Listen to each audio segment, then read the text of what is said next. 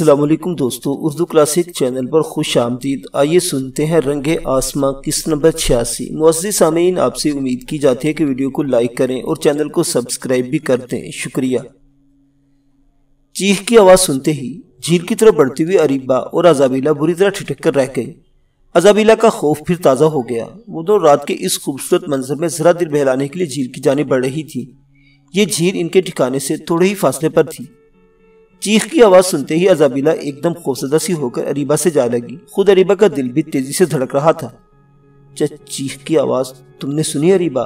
وہ سہمی ہوئی آواز میں بولی اور ادھر ادھر دیکھنے لگی۔ حوصلہ کرو ازابیلا اور مجھے کچھ سوچنے دو، اریبہ نے ہولے سے کہا اور بغور اپنی سماعتوں کو کام میں لاتے ہوئے چیخ کی سمت کا اندازہ کیا۔ اسے محسوس ہو گئی یہ آواز زیادہ نزدیک سے نہیں آئی تھی، لیکن اتنی دور بھی نہیں تھی، اور اس کی سمت کا اندازہ اسی عقبی جنگل میں کسی جانب ہوا تھا۔ آؤ اس طرف دیکھتے ہیں یہ کیا ماجرا ہے، بالآخر اس نے ازابیلا سے کہا۔ اس نے بھی کچھ حوصلہ پکڑا تھا۔ وہ دونوں جھیل کی طرف جانے کا ارادہ ملتوی کر کے مذکورہ سمت پڑ گئی۔ جنگل اب خاموش تھا۔ چہار سو رات کی تاریکی نے ڈیرا ڈال رکھا تھا۔ آسمان پر ٹکے تباک چاند کی روشنی اور تاروں بھری رات کی چمک ان کی کسی حد تک رہنمائی کر رہی تھی۔ اس درمیان اریبہ نے چاہا کہ وہ ازابیلا کو اپنے ٹھکانے پر چھوڑ کر اس پوری رات چیخ کا سراغ لگانے نکلے، مگر ازابیلا نے اس بار ہمت سے کام لیتے ہوئے اریبہ سے یہ کہہ کر انکار کر دیا تھا کہ وہ کسی قیمت پر بھی ایک دوسرے کو اکیلا نہیں چھوڑیں گی۔ دونوں محتاط انداز میں قدرے تیز تیز قدموں سے چلتی ہوئی اسی سمت آگے بڑھتی رہی۔ پھر جدھر سے چیخ آتی محسوس ہوئی تھی اور وہاں رک گئی۔ گرد و پیش کی سنگن لینے کے بعد وہ پھر ادھر ادھر بھٹکنے لگی۔ اچانک ایک جگہ انہیں کوئی شور کی سی آواز سنائی دی اور اس جانب سے روشنی سی بھی آتی دکھائی دی۔ اریبہ فوراً جنگلی جھاڑیوں کی آڑ لیتی ہوئی سمت کو بڑھی۔ ازابیلا نے بھی اس کی تقلید کی۔ دفتن اریبہ چونک کر رکی اور گھنی جھاڑی کی جھنڈ کی آڑ میں لے کر اس نے شور کی سمت دیکھا تو بری طرح چونک پڑی۔ اس نے وہ منظر دیکھ لیا جب وحشی جنگلی امپارا کو ایک رسی دار جالے میں مقید کیے ہوئے تھے۔ ان کے ہاتھوں میں مچلے اور نیزے اور بھالے بھی تھے۔ ازابیلا نے بھی اوٹ سے منظر دیکھ لیا۔ او مائی گاڈ، یہ تو ڈاکو کے وہی ساتھی ہے جو خاموش۔ اریبہ نے فوراً مدھم سرگوشی میں سے بولنے سے روکا اور سامنے یہ تماشا ہوتا دیکھتی رہی، لیکن پھر اس کے دیکھتے ہی دیکھتے وہ جنگلی امپارا کو رسیوں کے جھولے والے جال میں لپیٹے اپنے ساتھ لے گئے۔ اریبہ ہونٹ بھیج کر سوچتی رہ گئی۔ وہ مخمصے کا شکار تھی کہ امپارا کی مدد کو جائے یا پھر ادھر ہی سے اپنے ٹھکانے کی طرف خاموشی سے لوٹ جائے، لیکن اس کا دل نہیں مانا۔ وہ خود بھی ایک عورت تھی، دوسری عورت کو مصیبت میں مبتلا دیکھ کر اس کا دل امپارا کی مدد کے لیے اکساتا رہا۔ یوں بھی اس نے امپارا کو اپنے ساتھیوں آٹوما اور چریپا وغیرہ سے مختلف پایا تھا۔ اس نے ان کے خلاف ذاتی یا انفرادی طور پر انہیں کوئی ذکر نہیں پہنچائی تھی۔ پھر انسانی ہمدردی کا جذبہ بھی کار فرما رہا کہ اس نے بالآخر امپارا کی مدد کے لیے روانہ ہونے کا فیصلہ کر لیا۔ ازابیلا، تم ایسا کرو، واپس اپنے ٹھکانے کی جانب لوٹ جاؤ، میں ان کا تعاقب میں جاؤں گی۔ اریبہ نے مشنوں کی دور ہوتی روشنی کو دیکھتے ہوئے ازابیلا سے کہا۔ ہرگز نہیں، ازابیلا نے فوراً حسب سابق انکار کر دیا۔ میں تمہیں تنہا کہیں نہیں جانے دوں گی، میں تمہارے ساتھ ہی چلوں گی، لیکن تم ان کے پیچھے کیوں جانا چاہتی ہو؟ میں امپارا کی مدد کرنا چاہتی ہوں، تم نے دیکھا نہیں وہ اکیلی ہو گئی ہے۔ اریبہ کچھ سوچتے ہوئے بولی، معلوم نے اپنے ساتھیوں سے بچھڑ گئی ہے یا خود ان سے الگ ہو چکی ہے۔ مشلوں کی روشنی میں وہ دونوں جنگلیوں کے تعاقب میں آگے بڑھنے لگی۔ کافی فاصلہ پیدل طے کرنے کے بعد بالآخر انہیں ایک بستی کے آثار دکھائی دیے۔ کھپریل کی جھونپڑیاں اور چوڑے تنوں والے درختوں پر مچان نما گھر بنے ہوئے تھے۔ درمیان میں ایک بڑا سا کھلا میدان تھا، ایک طرف ندی سی بہہ رہی تھی۔ یہ جنگلیوں کی پوری ایک بستی تھی اور اریبہ نے فوراً اندازہ لگا لیا کہ یہ لوگ وحشی جنگلی ضرور تھے مگر خونخوار یا آدم خور نہیں تھے۔ ان میں کچھ تہذیب نظر آتی تھی۔ یہ الگ بات تھی کہ اپنی عملداری میں کسی اجنبی کو دیکھ کر وہ ضرور پریشان ہو سکتے تھے، کیونکہ اس نے زمان اور جیمز کو اس جزیرے سے متعلق گفتگو سنی تھی کہ ممکنہ جزیرہ مڈغاسکر کے قریب ہونے کی وجہ سے ان میں تمدن اور تہذیب کی چھاپ ہو سکتی تھی۔ او گاڈ، یہ لوگ تو وحشی ہیں، یہاں سے فوراً نکل چلو اریبہ، ازابیلا نے اس کے کان میں سرگوشی کرتے ہوئے کہا۔ اگر ان کی نگاہ ہم پر پڑ گئی تو؟ ڈرو نہیں ازابیلا، اریبہ نے نیچی آواز میں کہا۔ دیکھو ان کا سردار آ رہا ہے، یہ لوگ باتیں کر رہے ہیں۔ تھوڑی دیر تک وہ دونوں یہ منظر دیکھتی رہی۔ اریبہ دراصل یہ دیکھنا چاہتی تھی کہ جنگلی امپارا کے ساتھ کیا سلوک کرنے والے ہیں۔ اریبہ کو چونکنا پڑا جب اس نے سردار کو امپارا سے اور اپنے لوگوں سے اور زبان میں بات کرتے سنا۔ ان کا رویہ کچھ ایسا جارحانہ نظر نہیں آتا تھا، ماسوائے اس کے سردار جس نے امپارا کو اپنا نام راکونڈا بتایا تھا، اس نے سرے دست امپارا کو اپنی قید میں رکھنے کا فیصلہ سنایا تھا جب تک اس کے اور ساتھی نہیں مل جاتے۔ اریبہ چند ثانیے تک یہ سوچتی رہی کہ اب اسے کیا کرنا چاہیے۔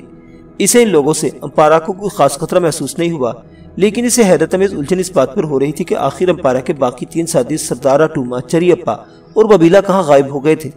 اریبا نے سوچا کہ ہو سکتا ہے کہ بعد میں امپارہ کے ساتھی یہاں آ جائیں۔ فی الحال امپارہ کو ان سے کوئی خطرہ نہ تھا۔ یہ مقام اس نے دیکھ ہی لیا تھا، بعد میں وہ کسی وقت یہاں آ کر سنگن لے سکتی تھی۔ یوں اسے اپنے ساتھیوں کی بھی فکر تھی کہ کیا خبر اٹھ واپس ٹھکانے پر لوٹ آئیں اور انہیں وہاں موجود نہ پا کر پریشان ہو کر بھٹک جائیں۔ اس نے واپسی کا ارادہ کیا۔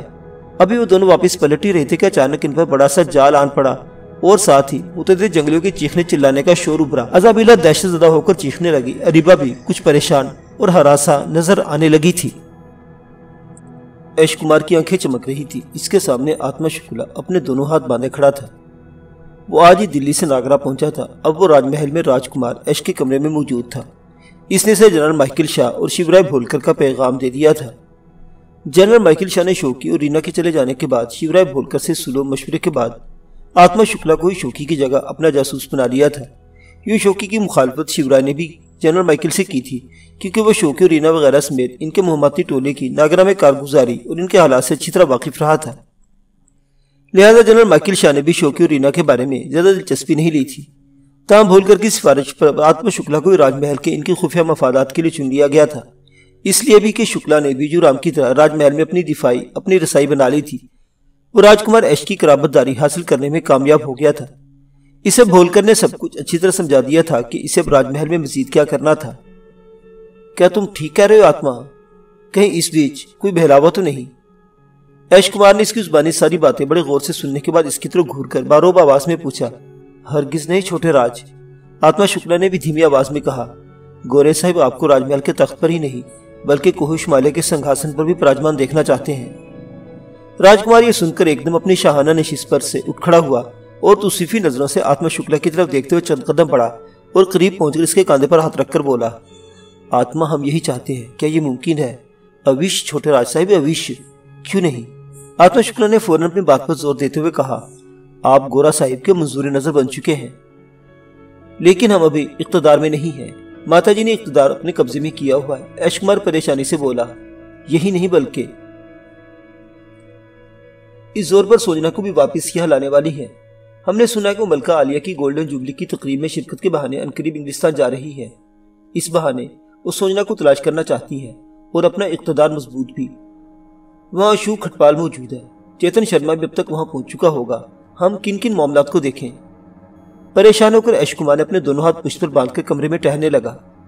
آتما شکلا نے کہا، یہ ساری چنتائیں آپ کا یہ غلام اٹھانے کے لیے تو موجود ہے چھوٹے راج صاحب، پھر آپ کیوں چنتا کرتے ہیں؟ تم آتما اس معاملے میں بھلا کیا کر سکتے ہو؟ میرے بدھیمان میں یہ ساری باتیں پہلے سے تھی۔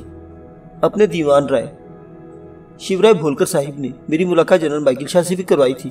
انہوں نے میری پشت پر ہاتھ رکھا تھا، باقی کے معاملات میں نے دیوان جی سے بھی گوش گزار کر دیے تھے۔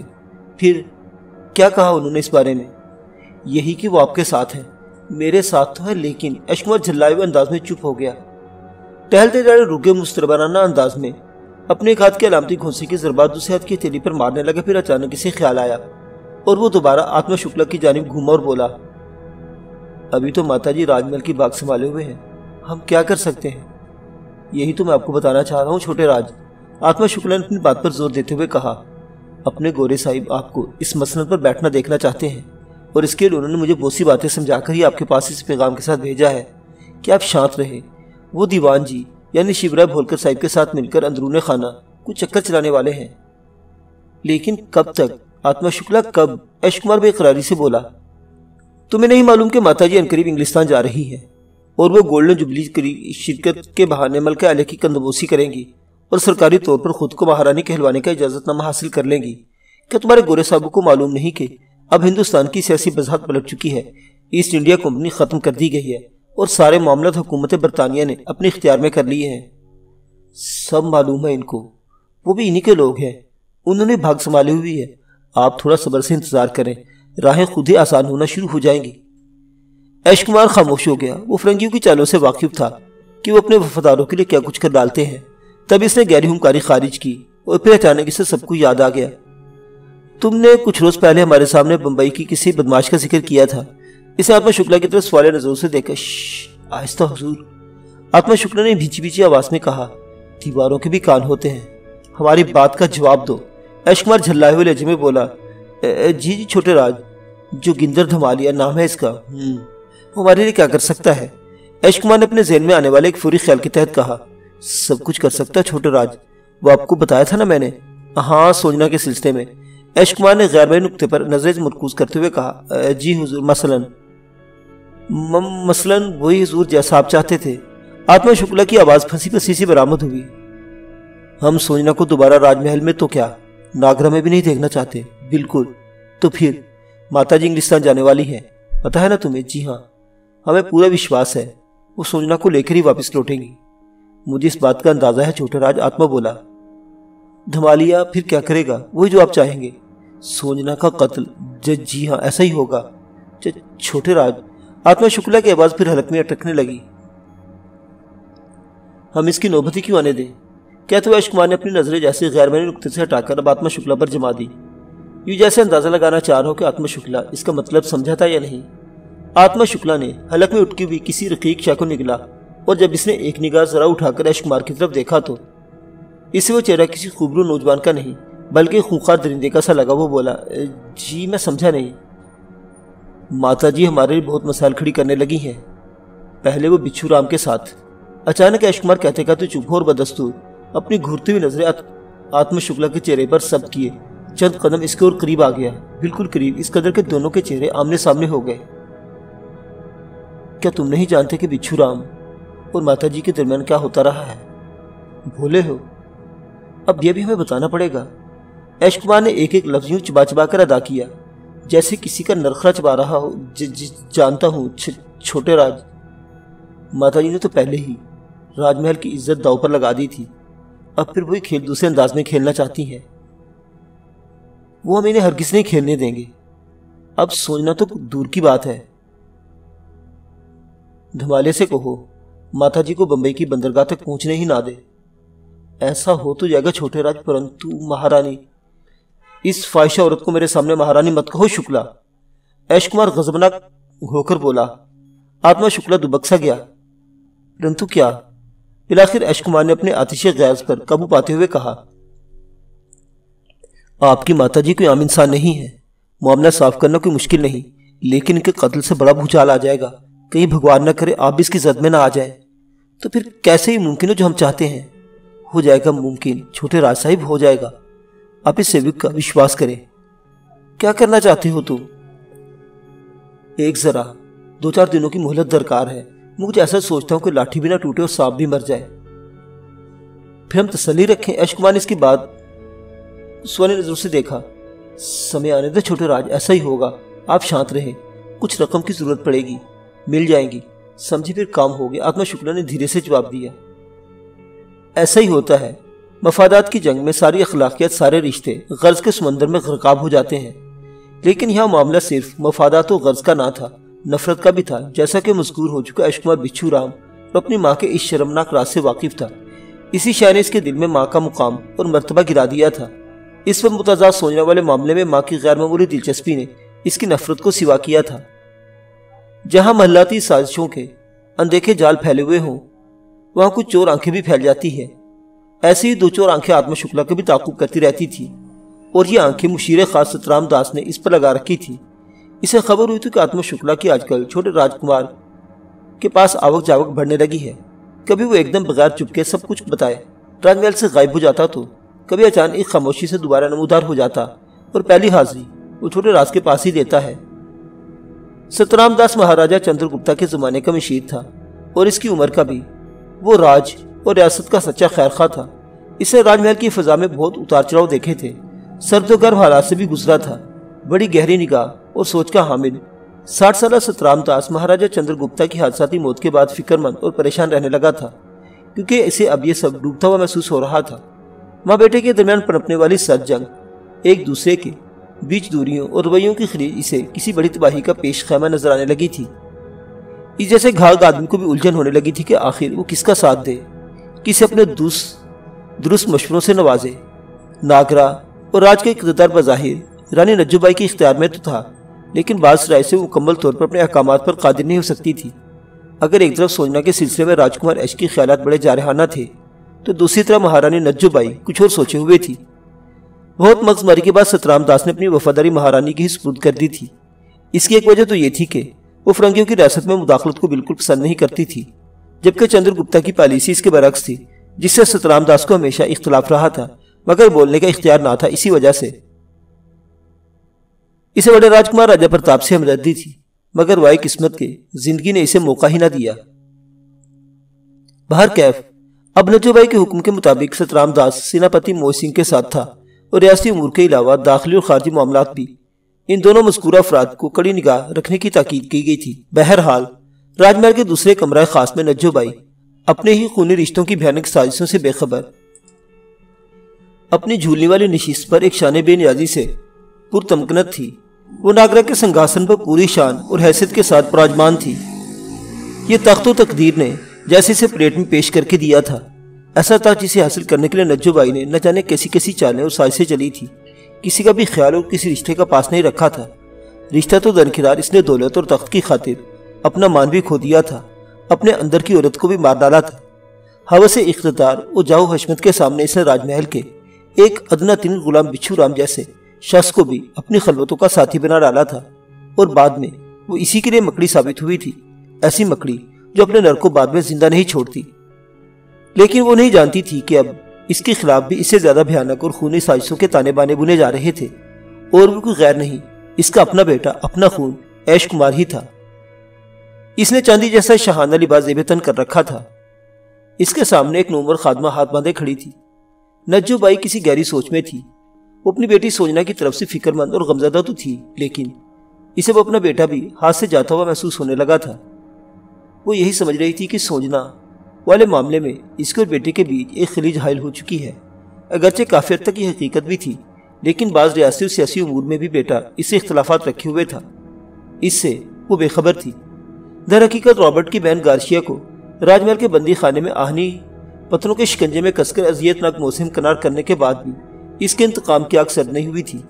اسے رینا کی بھی تلاش تھی، جس کی تلاش میں وہ دلی تک اپنے 4 آدمی روانہ کر چکی تھی، کیونکہ اسے معلوم تھا کہ رینا اور گارشیا جنرل مائیکل شاہ کی ہی بھتیجیاں تھیں، اور رینا بھی وہیں گئی ہوگی۔ پھر اچانک اسے کچھ یاد آ گیا، وہ خیالوں سے چونکی۔ بسنتی جاؤ، سترام داس کو ہمارے سامنے پیش کرنے کا حکم پہنچاؤ۔ ماں نجو بائی نے اپنے جھولے کے سامنے دست بستہ خاموش کھڑی اس نومر لڑکی سے کہا۔ وہ ایک درمیانے قد کی خوبصورت لڑکی تھی، جس کی دبلی پتلی تھی، آنکھیں بڑی اور گہری تھی، ہونٹ بھرے بھرے تھے۔ اس نے مؤدبانہ کہا، رانی جی، سترام داس تو آپ سے ملنے کے لیے خود باہر انتظار میں کھڑے ہیں۔ اوہ بدبخت، تو نے بتایا کیوں نہیں؟ فوراً بھیجو انہیں اندر۔ نجو بائی غصے سے بولی۔ میں نے بتایا تھا جی آپ کو 2 بار، لیکن آپ… اچھا چل، زیادہ بکواس مت کر، جا کر اسے اندر بھیج دے۔ نجو بائی نے اسے گھرکا۔ بسنتی چلی گئی۔ تھوڑی دیر میں لوٹی تو سترام داس اس کے ساتھ تھا۔ تم جاؤ بسنتی، نجو بائی نے خادمہ سے کہا تو سترام داس نے منع کر دیا۔ نجو بائی نے حیرت سے اس طرف دیکھا۔ کیا ہوا سترام داس؟ اس میں ایسی کون سی خاص بات ہے؟ خاص بات ہے رانی صاحبہ، سترام داس اپنے مزاج اور عادت کے مطابق گمبھیر لہجے میں بولا، اور پھر ذرا ڈرامائی انداز میں قریب کھڑی بظاہر معمولی نظر آنے والی خادمہ کی طرف دیکھا، اور پھر نجو بائی سے مخاطب ہو کر بولا، یہ ایک خاص خبر لائی تھی آج، معاف کیجیے گا، اسے میرا ہی حکم تھا کہ وہ پہلے مجھ تک یہ خبر پہنچائے، اس کے بعد خود آپ تک وہ اطلاع لے کر حاضر ہو جاؤں۔ خبر؟ کیسی خبر؟ نجو بائی الجھی ہوئی نگاہوں سے کبھی اپنے مشیر خاص سترام داس کا چہرہ تکتی تو کبھی بسنتی کا۔ معزز سامعین حضرات، یہ پرپیچ کہانی بھی جاری ہے، بقیہ واقعات اگلی قسط میں دیکھتے رہیے۔ اردو کلاسک۔ اللہ حافظ۔